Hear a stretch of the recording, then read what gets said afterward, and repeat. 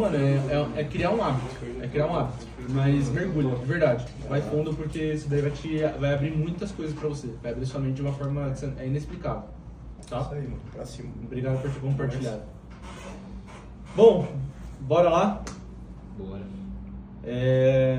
Eu queria começar, rapaziada, aqui, fazendo uma pergunta pra vocês.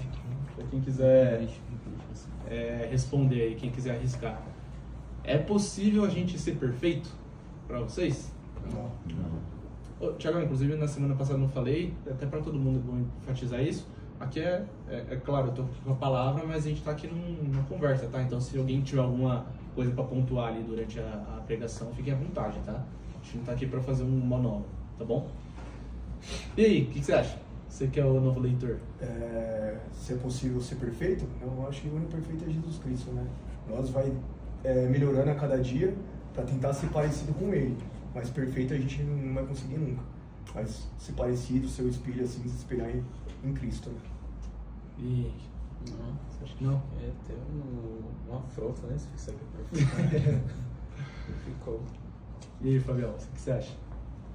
Cara, eu acho que quando eu olho para os caras da Bíblia, os mais da fé, os heróis da fé, nenhum deles conseguiu ser perfeito, por mais que cumpriram a missão. Mas uma coisa é cumprir a missão, outra coisa é ser perfeito. Aí, Entendi. Legal. Alguém mais tem uma opinião diferente ou qual complementar? As coisas que Deus criou não são perfeitas? Perfeito? Mas e aí, pra você? A gente ser perfeito? Então, mas aí a gente tem que ser perfeito em quê? Em aparência ou em... Eu tô perguntando de forma geral pra você. boa colocação. Tô perguntando de forma geral pra Ele você. não deu a régua, aí você escolhe a Mas régua na que você hora vai que ele usar. desmistifica o bagulho. Agora vamos aumentar, né, a discussão. A perfeição em quê? Perfeição física é difícil de falar, né? Porque o que a gente chama de perfeito é a natureza, que é a simetria. Tudo que é simétrico a gente acha bonito, Não é que a gente fez, né? mas é complicado. Então vamos agora para a discussão em si. Vamos abrir aí Mateus 5, versículo 48. Todo mundo com a Bíblia aí? Tem Bíblia aqui, ó, quem quiser. Eu não gosto de acompanhar porque às vezes a versão é diferente e eu me perco. Eu prefiro ouvir mais. Nice. Mateus 5, versículo 48. Mateus 5. Versículo 48.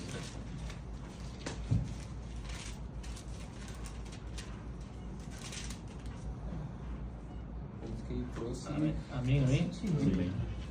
Olha aí, José, pra mim. Portanto, sede vós perfeitos, como perfeito é o vosso Pai Celeste. É a versão Lara. E aí? E agora com essa ordem de Jesus?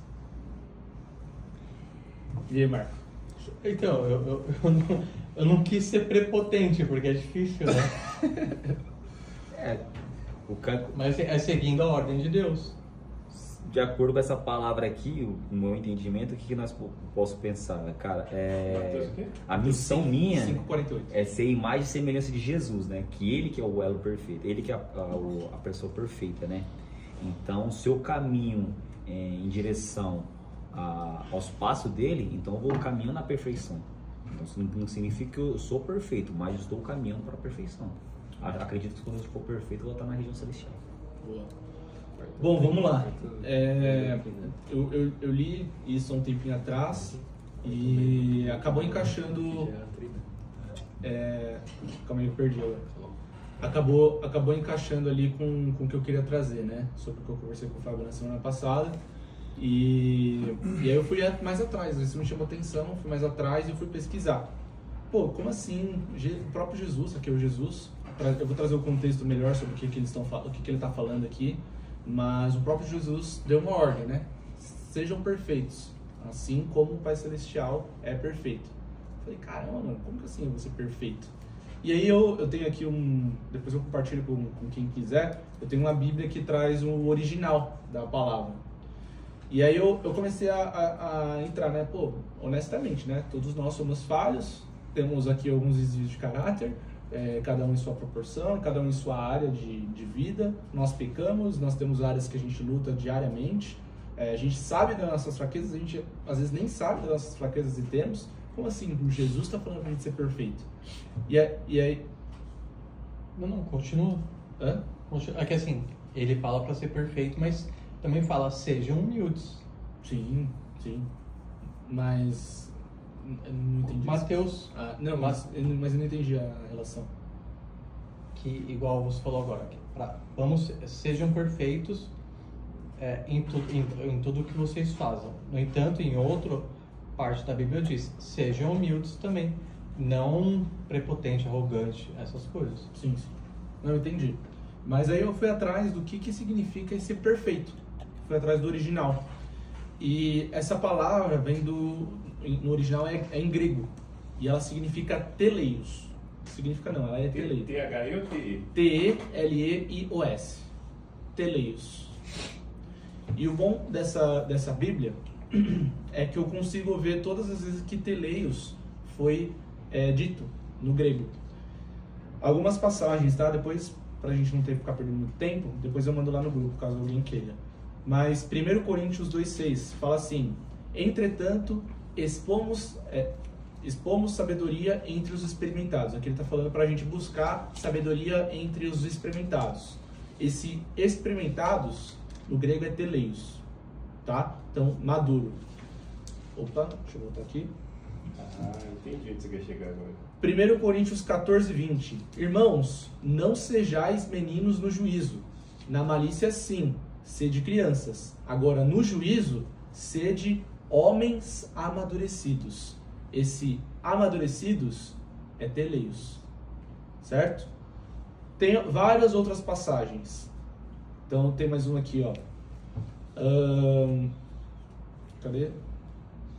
Tiago 3,2. Porque todos tropeçamos em muitas coisas. Se alguém não tropeça no falar, é perfeito, varão, capaz de refrear também todo o corpo. Esse perfeito varão, teleios.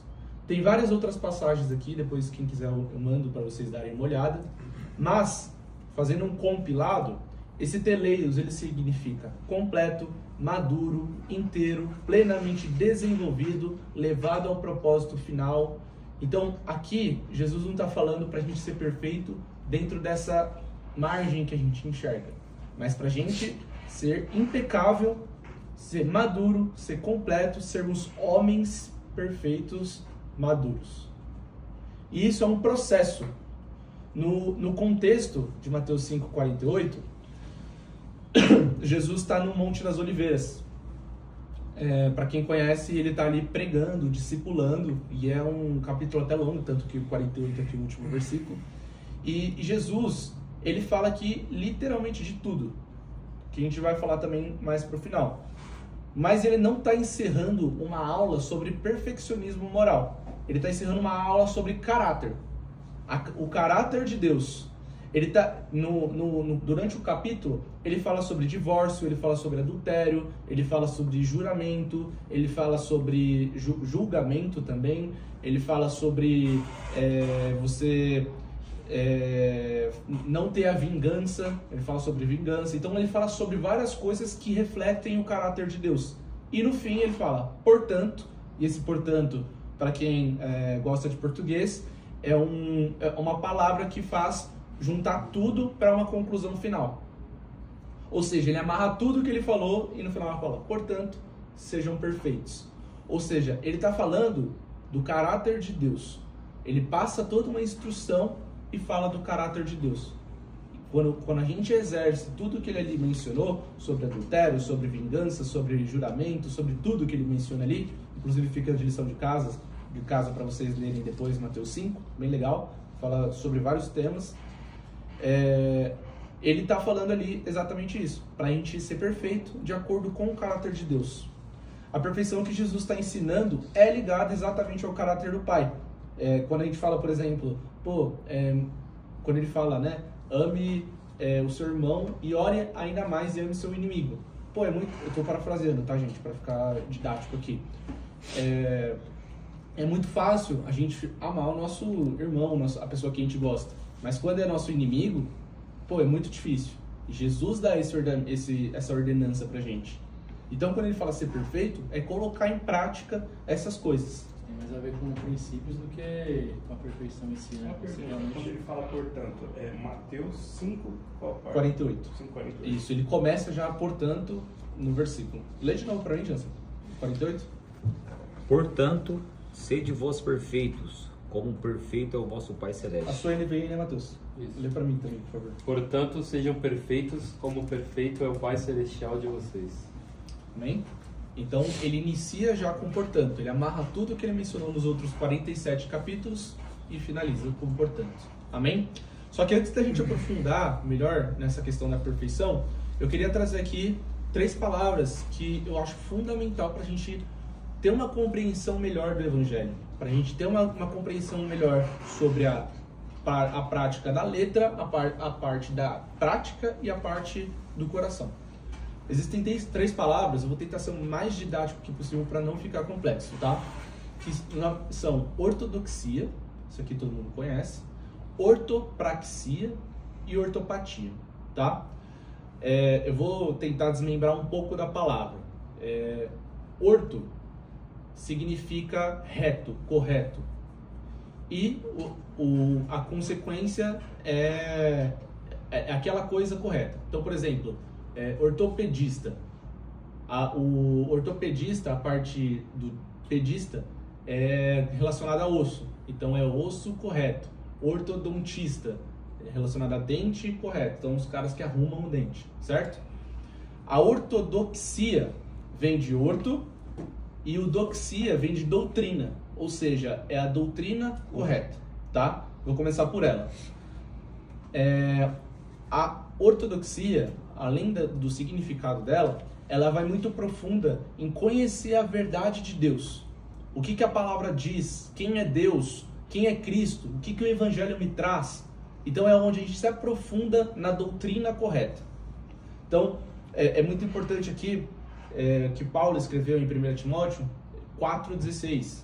Tem cuidado de ti mesmo e da doutrina. Ele manda essa carta Paulo a Timóteo, e ele coloca lá, tem cuidado de ti mesmo e da doutrina. Ou seja, cuide da doutrina. Em Judas, no único capítulo que ele tem, no versículo 3, ele coloca lá, batalhar diligentemente pela fé que por todas foi entregue aos santos. Ou seja, lutem por aquilo que foi entregue a vocês. Ou seja, pela palavra, pela escrita, pelo que o Senhor há vários anos ordenou, comissionou a vocês. Guardem isso no coração, lutem por isso. E hoje a gente vive numa geração que valoriza demais a opinião das outras pessoas, dos jovens que agora vêm para atualizar a Bíblia, porque ela está ultrapassada. E Judas, acho que é importante até a gente abrir, não sei se vocês conseguem abrir rapidinho. Judas está no final da Bíblia. Penúltimo Apocalipse. Isso, é o penúltimo livro da Bíblia.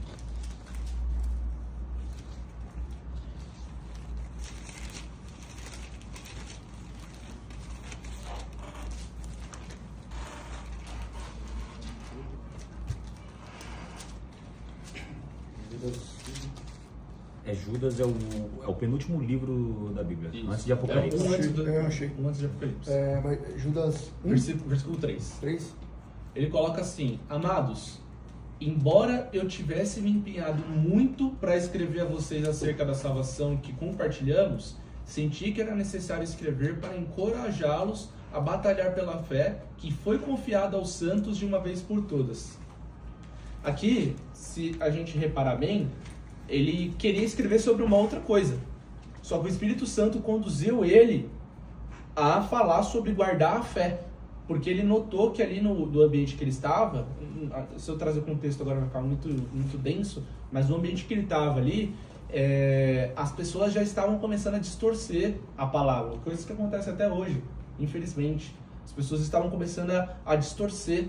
E ele fala, cara, a gente tem que brigar pela fé que foi comissionada aos santos, que somos nós. A gente tem que guardar essa palavra e lutar por ela diariamente. Em Pedro, não lembro, acho que foi em 2 Pedro, em algum lugar, fala lá pra gente estar preparado para todos os questionamentos que vierem pra gente a respeito do Evangelho.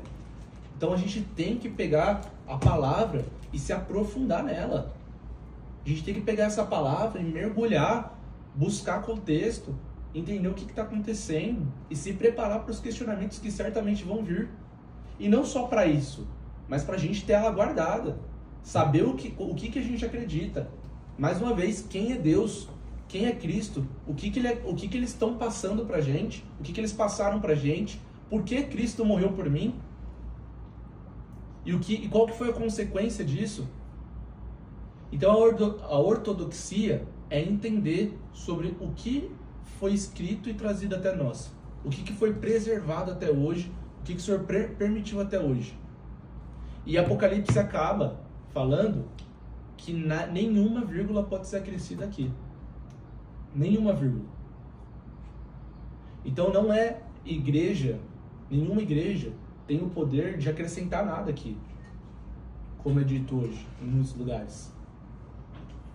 Nada pode ser acrescentado aqui. Tudo já foi escrito.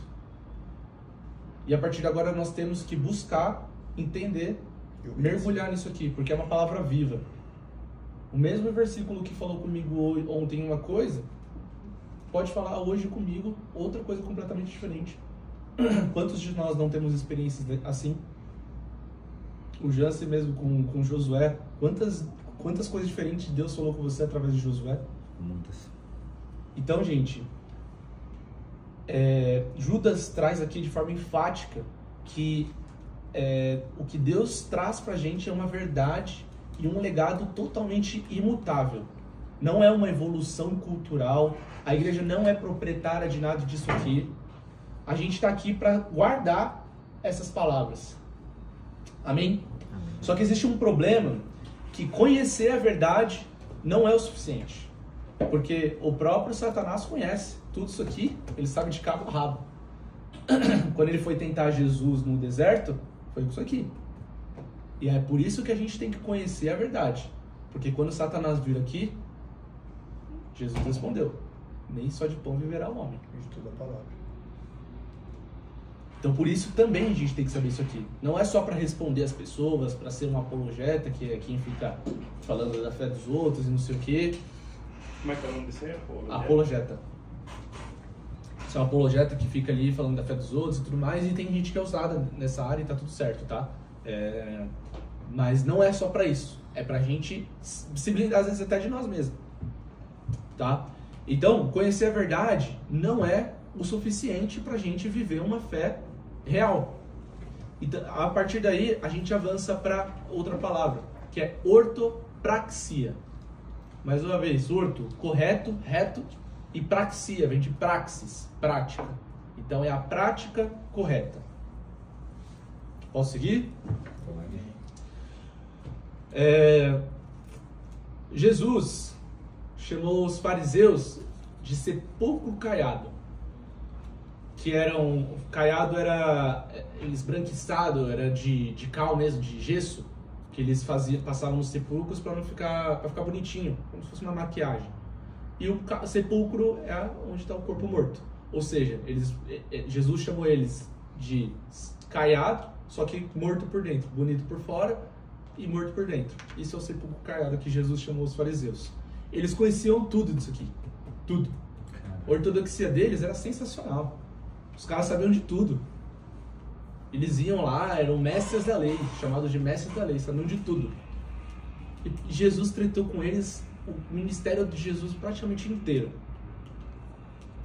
Praticamente inteiro.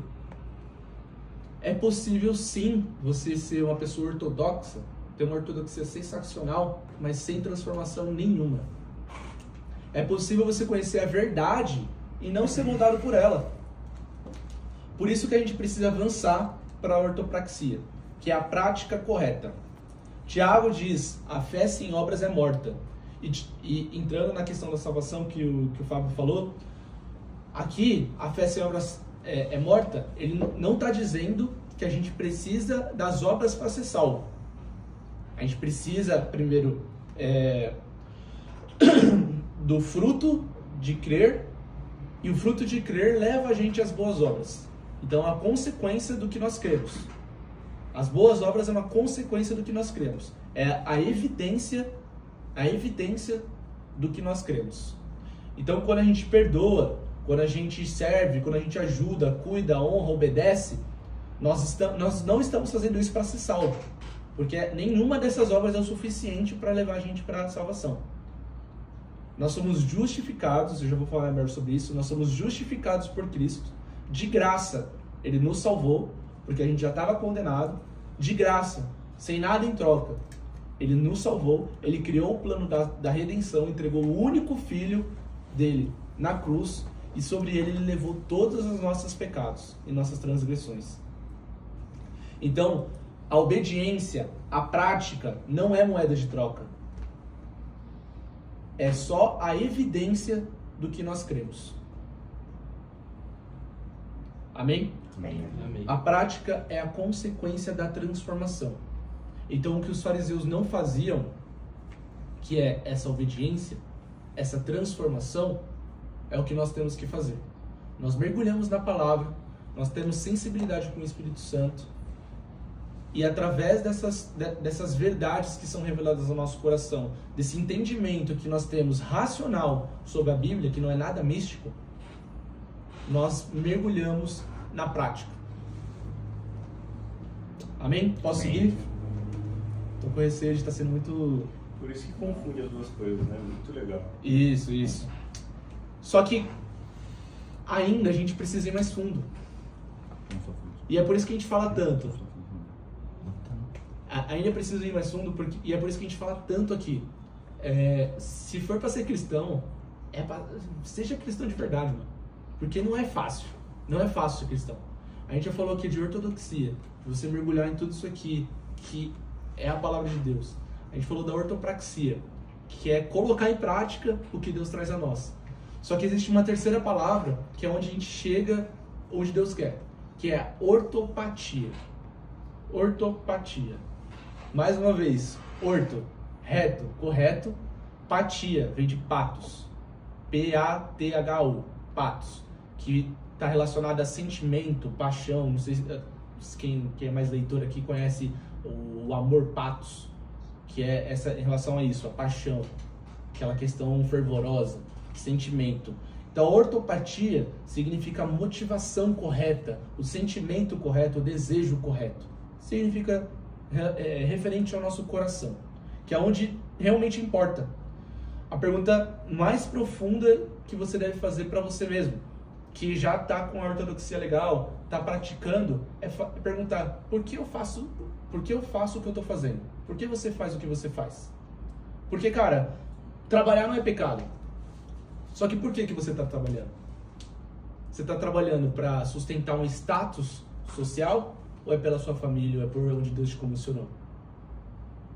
Você está servindo na sua igreja para buscar algum cargo? Para você ser visto? Você ser o próximo santo da Trindade?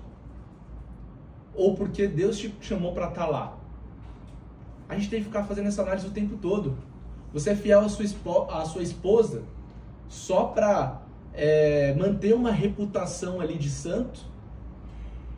Ou porque você realmente é fiel a ela? Para os casados, quando você está ali na hora do love, às vezes você não está pensando numa outra mulher?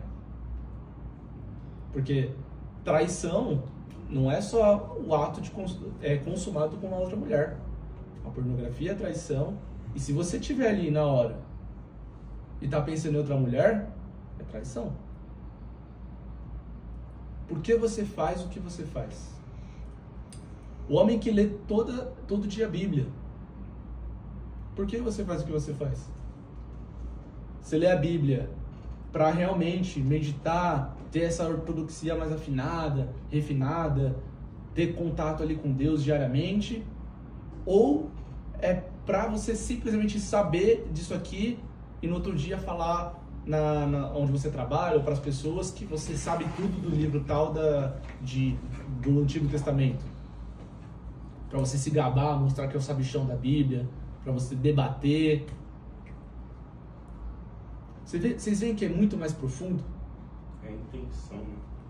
A intenção vem do coração, né? A Bíblia fala que o coração está cheio. Há pouco eu falo que o coração está cheio. o homem que evangeliza para alimentar o seu orgulho. A Bíblia fala, faça com a mão direita sem que a mão esquerda saiba. Porque às vezes a gente sai na rua para evangelizar achando que nós somos o santo. A gente sai para fazer uma ação de graças, para distribuir comida, alguma coisa, e tá aqui postando uma selfie. Pô, essa selfie realmente para você postar ali nos stories, para ser um testemunho para outras pessoas também fazerem, para edificar outras vidas, ou é para alimentar um ego seu? A ortopatia, ela tá relacionada ao seu coração. E é onde o Senhor mais se importa. A intenção do seu coração. A profundeza do seu coração. Que muitas vezes está mascarado sem você saber. Os fariseus, eles oravam, eles jejuavam, ofertavam, serviam, sabiam da palavra, mas o coração deles, onde estava? Os caras queriam simplesmente aparecer. Eles queriam poder. Eles eram muito poderosos na época. Eles queriam poder. E Deus olha para as nossas motivações. O maior perigo não é apenas fazer a coisa errada. O maior perigo é fazer a coisa certa por tanto tempo que você nunca percebe que seu coração está no lugar errado. Você faz tanto tempo a coisa que você acha que é certa, só que seu coração está totalmente no lugar errado. O que você está fazendo não tem nada a ver com o que Cristo quer da sua vida. E nem é o pecado descarado. Às vezes nem pecado mas não é o lugar que Deus quer que você esteja. O cristianismo começa no coração. Em Provérbios está escrito, sobre tudo que se deve guardar, guarda o teu coração. Começa aqui. Nas outras religiões, a gente vê que só precisa ser confessado. Quando você vê lá os cristãos sendo mortos, degolados lá, decapitados, o que os caras lá querem, geralmente do islamismo lá, eles não querem o coração do cara, eles só querem que o cara fale. É o suficiente para eles. Eles não estão nem aí pro coração. Eles só querem ver as práticas dos caras. Eles não estão nem aí para se é verdade ou não. Por isso que eles querem que o cristão confesse, porque para eles é o suficiente. Eles só querem que eles confessem. E não é o suficiente para Deus isso. Falar e não viver não é o suficiente. Entra aquele louvor lá, do que adianta ter a poesia mais linda se não há verdade em nós. Que adianta só se emocionar. Não adianta nada só se emocionar. Ir lá na igreja, levantar a mão, chorar, todo mundo vendo você, olha cara, que cristão posicionado, se derramando perante o Senhor. E tudo que você está fazendo ali é aparência, é atuação. Não é isso que o Senhor quer. Ele não quer seu teste de atuação. E Ezequiel fala, dar-vos-ei um coração novo. Ele transformou um coração. Ele quer transformação. Ele quer verdade. Não adianta nada você vir aqui e não se posicionar. Você não se aprofundar. E não é fácil. Não é fácil. Não sejamos hipócritas. Não é fácil. Mas quando ele fala de perfeição lá no começo, é você buscar diariamente essa santificação. É esse processo. Justificação e santificação. A justificação, eu falei agora há pouco, fala lá em Romanos 5:1. Justificados, pois, mediante a fé. A gente tem que separar essas duas coisas. Justificado, pois, mediante a fé. Nós cremos que Ele é o suficiente, que Ele é o nosso Salvador, que não há nada que possamos fazer para sermos salvos, que Ele morreu por nós, que Ele foi entregue por nós, somos salvos. Só que uma vez que nós cremos verdadeiramente nisso, entra a parte dos frutos, da prática. E aí entra a parte da santificação. Eu vou trazer uma série de Romanos que eu estou construindo junto com o Espírito Santo, mas em Romanos 3, se eu não me engano, Paulo ele está escrevendo a carta lá para os romanos, e aí ele fala sobre a justificação e tal, e tal, e tal. E aí ele começa a antecipar questionamentos que ele sabe que vai vir. Então ele fala, pô, vocês acreditam na justificação, que Jesus morreu por você e tal, e tal, e tal? Cara, vocês estão salvos com isso. Aí ele vai para a linha de baixo e coloca aspas, como se os romanos estivessem questionando ele. Ah, mas Paulo, quer dizer então que com isso eu posso pecar à vontade? Paulo fala, não é assim. Porque uma vez que você acredita que você foi salvo, o seu coração vai buscar essa santificação. Santificação, se você buscar a definição da palavra, é você ser separado do pecado. É uma nova criatura, né? É uma nova criatura. É um processo diário. Você cai, você se suja e vive se limpando. Essa é a santificação. É um processo. Isso é até o fim. Isso não vai acabar. Não existe ninguém santo o suficiente para chegar na glória e falar, pai, eu não errei em nada. A salvação, ela acontece assim, num instante. Ele já deu tudo por nós. Tudo. A santificação é um processo. A maturidade que eu falei no começo da pregação é um processo. Ela leva a vida inteira. Quando a gente fala de processo, a gente acha que vai começar aqui e vai acabar aqui. Não. Ela começa aqui, a partir do momento que você decide, e vai até o final da sua vida. A santificação, ela leva um tempo. Um tempo da sua vida inteira. Quando você fala em louvores, em oração, que vai entregar tudo, que vai gastar a sua vida para Deus, é isso. É você se santificar. Renunciar diariamente, né? Renunciar diariamente. Você se lapida, você corrige, você se molda, você se transforma no final. E aí entra o perigo que a gente estava falando aqui no começo, do perfeccionismo, que é totalmente diferente da perfeição. O perfeccionismo religioso, ele é uma das principais armadilhas para os homens comprometidos. Porque parece espiritual, tem um gostinho, como que vocês falam? Sabor? Sabor espiritual. Sabor. Só que ele não é espiritual. O perfeccionismo, ele faz o homem olhar para si mesmo. O perfeccionista vive perguntando, pô, será que eu sou bom o suficiente? Será que o que eu fiz, pô, será que não vai fazer cagada? Igual o André estava falando aqui hoje, falando sobre o trampo dele. Pô, será que eu sou bom o suficiente? E o cara perfeito... Que vira, na verdade, acusação, né? Vira acusação. E por isso que eu falo, é a armadilha. Parece espiritual, mas não é.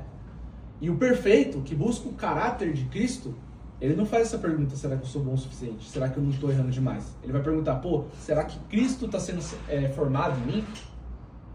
Essa é a pergunta. Será que, pelo que eu estou fazendo, Cristo está sendo formado em mim?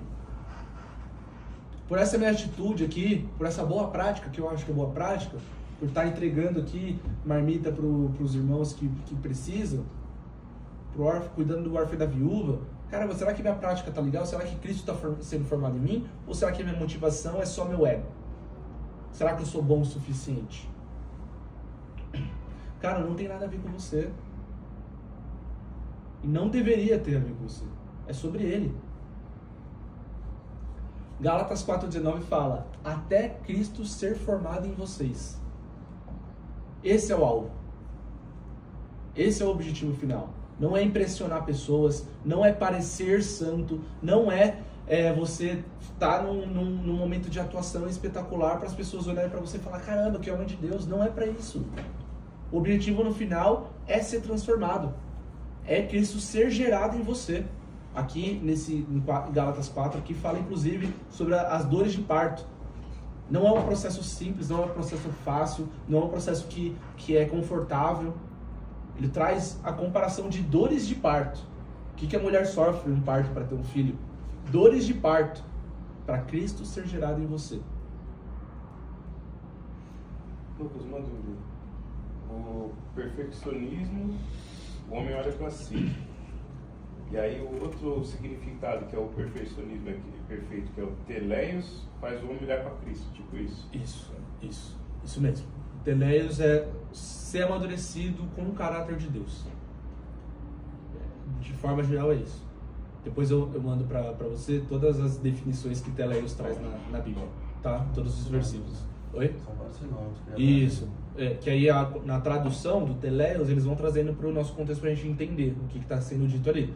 Então existem palavras, o Marco está estudando inglês aí, pois existem palavras em inglês que em português é outro significado, e aí a gente precisa trazer para o nosso contexto. Então, falam muito, né, do exemplo da saudade. Falam que lá a saudade não existe no mesmo sentimento que a gente tem. Então, na tradução, eles precisavam trazer para a gente entender para o português. Mas o teleios, ele tem vários significados diferentes que envolvem essa questão, tá? Do amadurecimento, da questão completa e etc. Tá? E buscando esse perfeccionismo, a gente entra na questão de uma prisão de performance, que é aquele checklist. Pô, será que eu posso beber? Será que eu posso fazer tatuagem? Pô, será que isso não é pecado? Colocar o jogo da Copa do Mundo na igreja não é pecado? Comemorar a festa junina na igreja não é pecado? E entrar naquele, sabe? Aquela performance. Tudo é crítica, tudo é chato. Religiosidade, né? Religiosidade. Você vive uma prisão e chega um momento que você Mas explora. ouvir isso, depois dessa explicação das 3 palavras, muda completamente, porque tem embasamento, né? Exato. Você não se torna também nem... Você começa a compreender quem está falando e você nem entra em debate, porque o cara é ortodoxo. Exato. É isso o ortodoxo. E infelizmente essa palavra, esse ortodoxo, ela tem uma conotação ruim. Então, Mas com os 3 juntos ela é positiva. Exato. Mas é isso que eu quis desmistificar também. A ortodoxia ela é totalmente importante, contanto que venha a prática e venha o seu coração também no lugar certo. Porque a gente vai falar, pô, aquela pessoa é uma ortodoxa, não sei se já ouviram isso na igreja, o cara é mó conservadorzão e tal, pô, ele não tá totalmente errado. Ele tem os princípios ali no coração e tal, e se você conversar de Bíblia com esse cara, provavelmente ele sabe muito, ele te dá um banho de Bíblia. Só que o cara não traz ali a prática, virou o perfeccionista, sabe? O checklist de tudo. Vocês entendem? Uhum. E Gálatas fala, foi para a liberdade que Cristo nos libertou. Vira até um pleonasmo ali, uma repetição, né? Foi para a liberdade que Cristo nos libertou. Pô, como assim? Tá repetindo liberdade? Tem outra parte que fala, a verdadeira liberdade. Se existe uma verdadeira liberdade, quer dizer que também existe uma falsa liberdade, que muitos acham que estão. As pessoas trocam simplesmente a graça por desempenho, intimidade por obrigação e relacionamento por regras. Vivem de fato um checklist. A gente é movimentado por isso. Eu quero um checklist pronto para saber o que eu posso fazer e o que eu não posso fazer. E esse tanto de obrigação coloca um peso nas nossas costas que vira um fardo. Vira um fardo. E aí você vira aquele famoso crente chato. Que não se envolve, que não se mistura com o mundão. E vira o perfeccionista. O chato. O falso evangelho tem as falsas regras. Paulo, inclusive, ele questiona isso também em Gálatas. Porque as pessoas estavam acrescentando regras ao Evangelho. Então, em Romanos 14 fala sobre guardar o sábado. E aí Paulo fala, pô, você que guarda o sábado, pode guardar, isso daí não vai ser ruim para você. Ele fala isso, eu tô aqui parafraseando para o Ele cara. não condena, né? Que é a treta dos caras que ficam brigando com a 7º dia, mas no dia tudo não tá tão... Ele fala, cara, você que guarda o sábado, mano, tá tudo bem. Só não condene aquele que não quer guardar o sábado. Porque depois da morte de Cristo, tudo se fez novo. Tá no Velho Testamento. Assim, né? Isso. Ele fala sobre comida também. Porque antes os judeus não comiam carne de porco. E aí ele fala, gente, vocês que não querem comer carne de porco, tá tudo bem. Só não condene aqueles que querem comer a carne de porco. Romanos 14 é sensacional. O Romanos acho que é o meu livro favorito de todos, porque ele fala sobre tudo. Sobre tudo. Essa frase de Paulo tem em Romanos? Romanos 14. Ele dá um tapa na cara da hipocrisia. Ele dá um tapa na cara da hipocrisia. Você pode falar, desculpa. Esse vídeo de hoje aí tinha que estar no grupo lá, né? Esse cortezinho vai estar lá. Tinha que estar tá no sendo- grupo lá. Mas, mano, eu só comentando sobre isso aí, quando eu me converti, né? Eu vivi uma vida totalmente oposta do evangelho. Eu ficava me questionando muito, querendo ou não, de forma não intencional, eu virei um cara totalmente religioso, né, mano? Eu criticava tudo e me fechei numa bolinha assim, mano, me distanciei de todo mundo que eu andava e tal. E com motivos, todo mundo me criticou muito, né, quando me converti e tal. E Deus me deu um choque de realidade, assim, Jesus me deu um choque de realidade quando ele me levou de novo à minha profissão, né, que hoje que eu estou, que é tatuador. E aí eu fiquei com muito receio. Falei, mano, quando eu era tatuador antes de me converter, eu agia dessa maneira e tal, mas a minha vida era muito louca. E agora, como que eu vou agir? Jesus me confrontou e falou, seja você mesmo, tá ligado? Porque do mesmo lugar que eu te tirei, eu quero tirar outras pessoas usando você. E é sobre o que você falou, mano. Quando a gente larga essa prisão religiosa que a gente muitas vezes vive, a gente acaba olhando com um olhar de compaixão pessoas que têm uma visão diferente da sua, tá ligado? Você acaba agindo com respeito e às vezes por respeito aquela pessoa acaba te olhando com outro olhar. Ela te escuta também com outros ouvidos, tá ligado? E hoje, mano, cara, eu na área que eu atuo, eu já tatuei homossexual, tá ligado? Pô, mano, o cara que cola lá comigo no futebol, que tatua comigo também, o cara é na macumba, tá ligado? Mas ele até me falou assim, mano, você fala de Jesus de forma diferente, mano. Eu nunca ouvi ninguém falando de Jesus da maneira que você fala, tá ligado? Eu tava comentando com o Lucas mais cedo que ele falou aí sobre a minha profissão, que tive umas crises. E tem um cliente meu, mano, que ele quebrou todos os receios que eu tinha, mano, falando assim, mano, quando eu venho tatuar com você, além de eu tatuar e curtir seu trampo e tal, você me ajuda muito, mano, nas minhas relações do meu dia a dia. Eu buscar ser uma pessoa fiel pra minha esposa, tá ligado? Eu buscar ser um pai melhor para meus filhos. Porque, tipo, mano, o seu testemunho, tudo que você passou e quem você é hoje, mano, me dá uma injeção de ânimo pra eu buscar ser uma pessoa melhor também, tá ligado?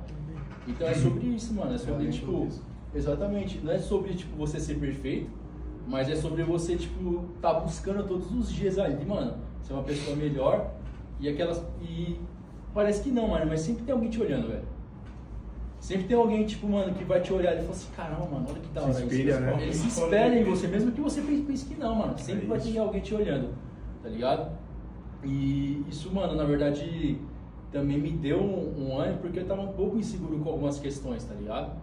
E eu falei assim, e Jesus me olhou assim e falou assim, você viu que não é sobre você, mano, que nem você falou, não é sobre você, é sobre as vidas que eu vou alcançar através da sua vida.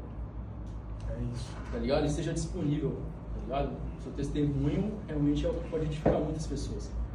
Então, tipo, isso me quebrou e me deu um ânimo, mano, gigantesco, assim, pra eu continuar mantendo isso que eu venho fazendo, né? Independente do que acham, do que deixam de achar. Jesus me mostrou que é o correto a ser feito, tá ligado? Que é pra isso que ele me designou. E a maneira também que eu ajo dentro da minha casa, tá ligado? Isso é muito importante. E aí quebrou 100% aquele pinguinho de religiosidade que ainda tinha em mim, né, mano? De ficar com receio de fazer certas coisas e Jesus fala assim, cara, você sabe o que é certo e o que é errado. Você já não é mais menino. O restante, cara, é algo religioso. Então, me quebrou no meio isso. O que o André falou é fundamental, entra exatamente aqui. Pô, existem vidas que só você vai alcançar. Só você vai ter contato. As vidas que esse cara aqui tem, ele não sabe o peso da responsabilidade que ele tem na mão dele. É muito grande. Todos nós. Existem vidas que só a gente vai alcançar.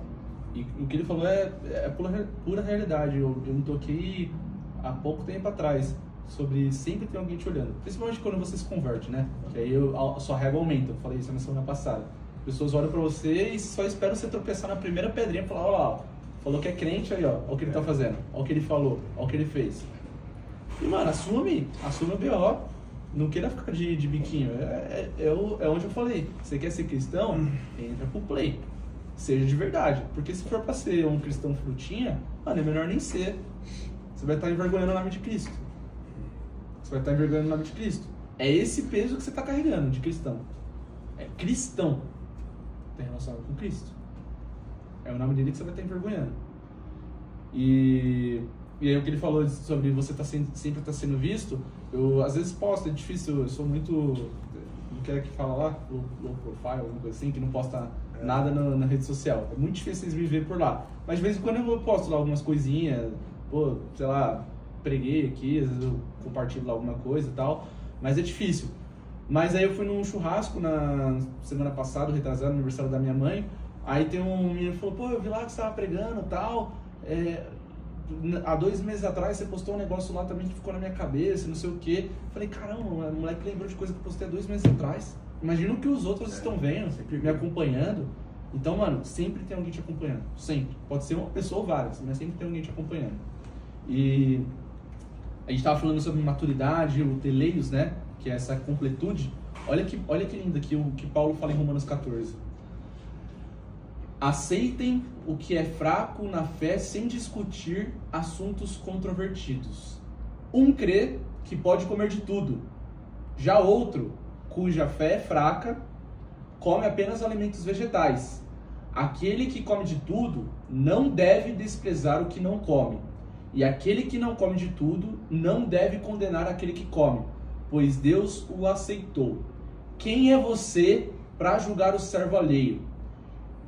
É para o seu Senhor que ele está em pé ou que ele cai. E ficará de pé, pois o Senhor é capaz de o sustentar. Há quem considere um dia mais sagrado que outro. Há quem considere iguais todos os dias. Cada um deve estar plenamente convicto em sua própria mente. Aquele que considera um dia especial para o Senhor, assim o faz. Aquele que come carne para o Senhor, come, pois dá graças a Deus. Aquele que abstém para o Senhor, se abstém e dá graças a Deus. E tem aqui, ele vai repetir a mesma coisa. Assim que vivamos, por essa razão que morreu. Aqui. Assim, cada um de nós prestará contas de si mesmos a Deus. Portanto, deixemos de julgar uns aos outros. Em vez disso, fazemos o propósito de não pôr pedra de tropeço ou obstáculo no caminho do irmão. Aqui, eu vou resumir, tá? Porque ele se alonga. Mas ele fala o quê? Cara, você que é mais maduro e sabe que pode comer de tudo, pode comer carne de porco, não precisa guardar o sábado, etc. Você que é mais maduro, cara, faz. E você que não é, também faz. Só que vocês não se julguem, e aí ele coloca aqui um adendo para quem é mais maduro. Irmão, não seja pedra de tropeço pro outro. Então, mano, se pro outro é pecado você comer carne de porco, não tem necessidade nenhuma, que o Paulo vai falar aqui, de você chegar na frente dele no almoço e comer carne de porco. Cara, você pode comer uma outra carne.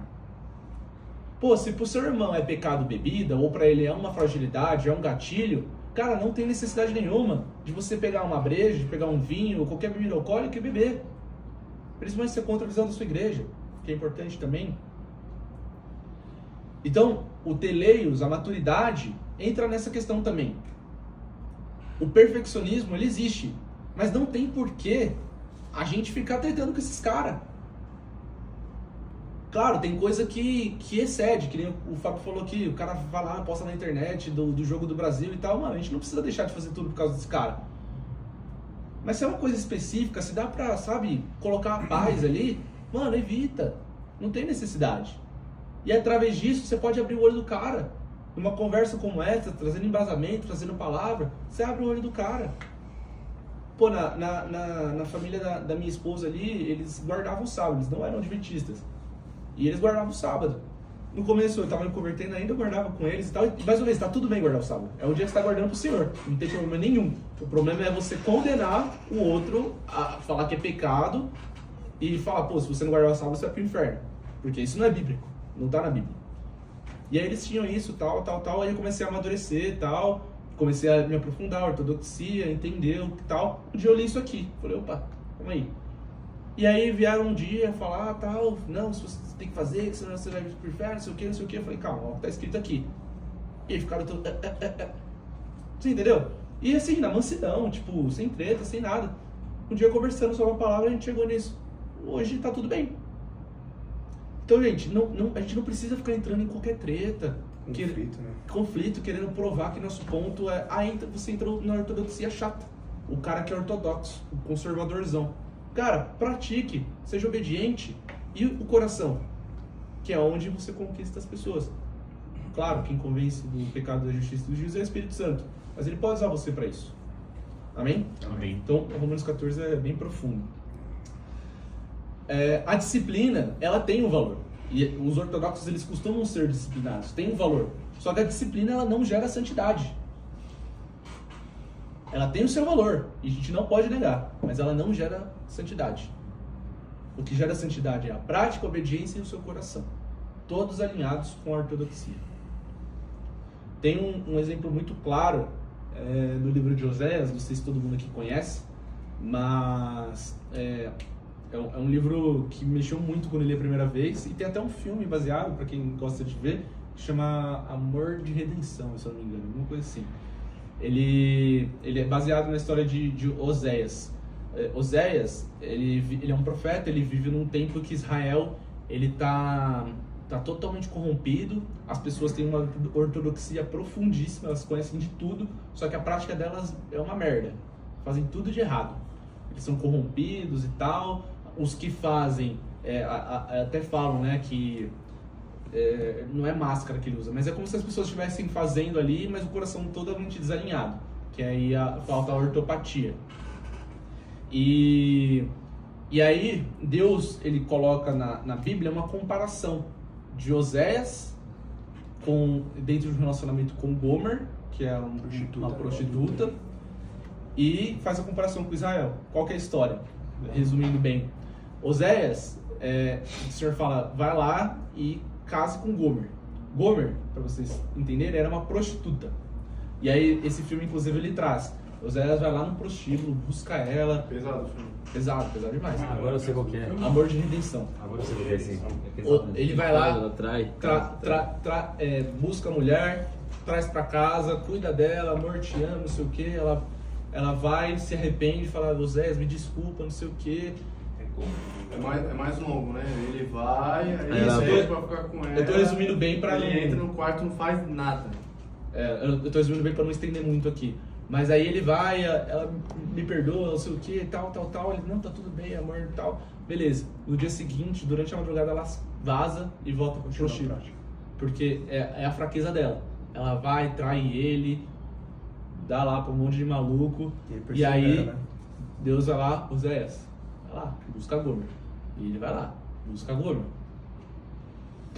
Gomer, vem cá, dá banho nela, limpa ela e tal. Oséias, me desculpa, me perdoa, não sei o que.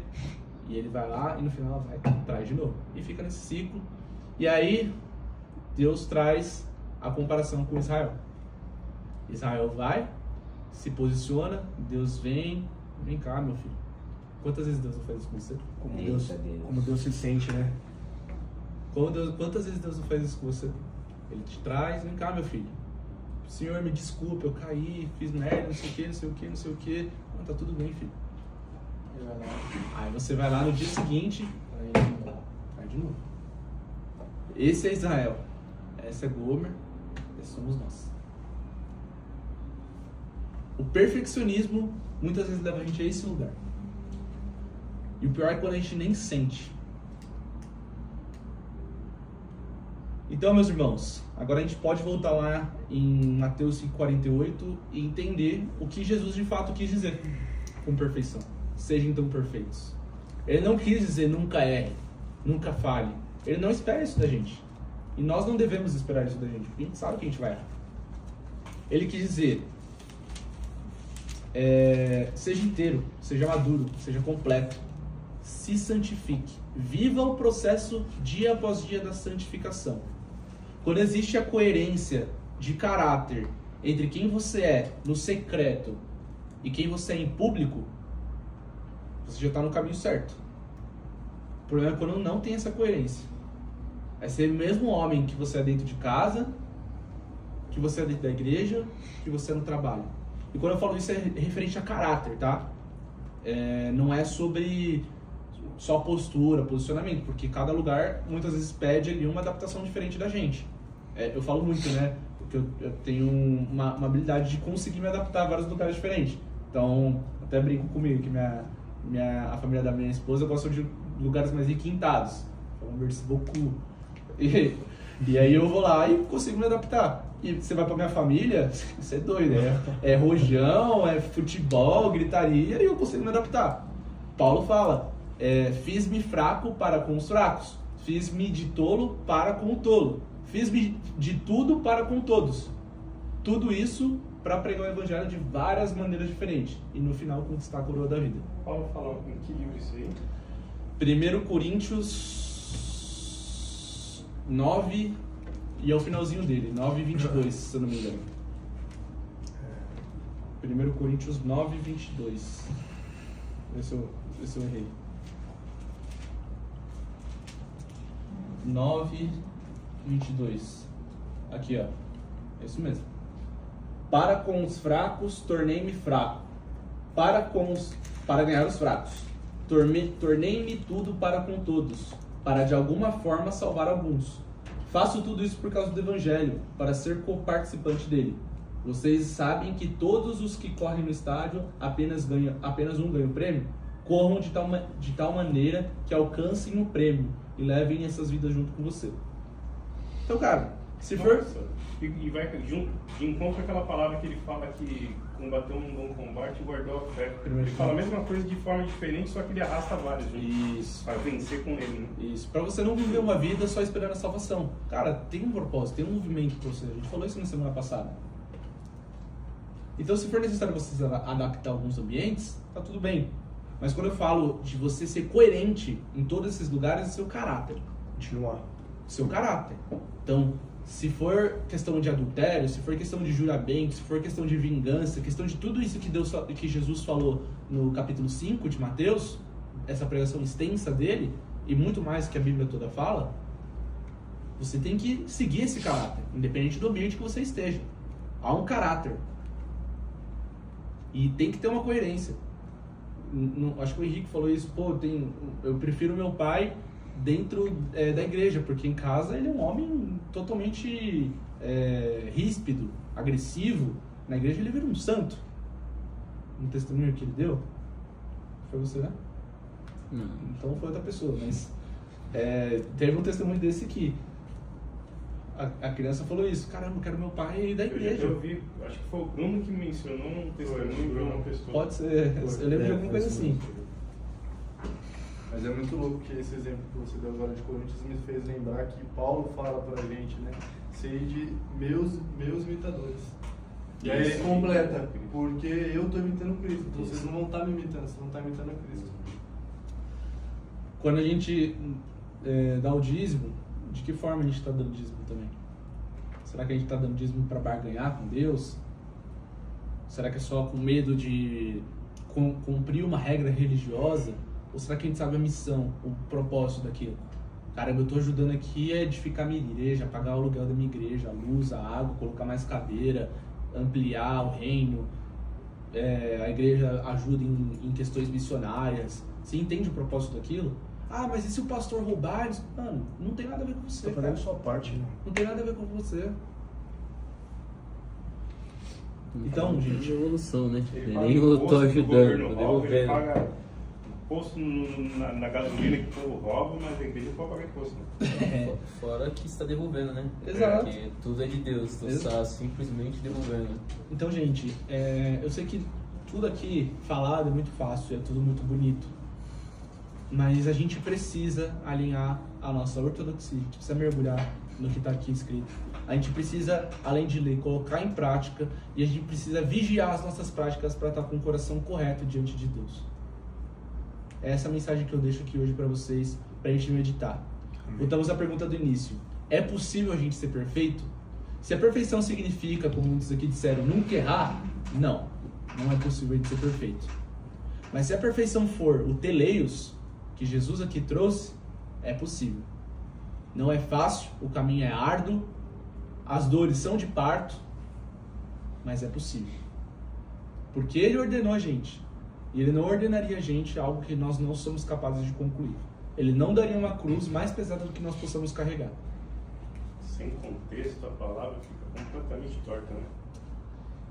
A verdadeira maturidade cristã acontece quando as três coisas se alinham: a ortodoxia, pensar corretamente; a ortopraxia, viver e praticar corretamente; e a ortopatia, que é amar corretamente. O alvo final da nossa vida cristã não é formar homens religiosos. É Cristo ser visto em nós. Amém? Amém.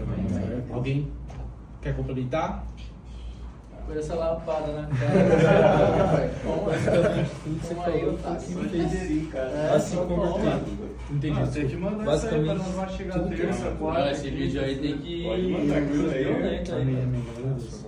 Basicamente tudo que ele falou aí foi o que me fez se converter. Porque eu acredito que todos aqui, quando eram criança, alguém já tentou levar alguém pra igreja. E tipo assim, a gente quem foi sabe que era difícil ver em algumas igrejas realmente o que Deus quer mostrar pra gente. E aí eu me converti jogando futebol e eu prestava atenção no Bruno.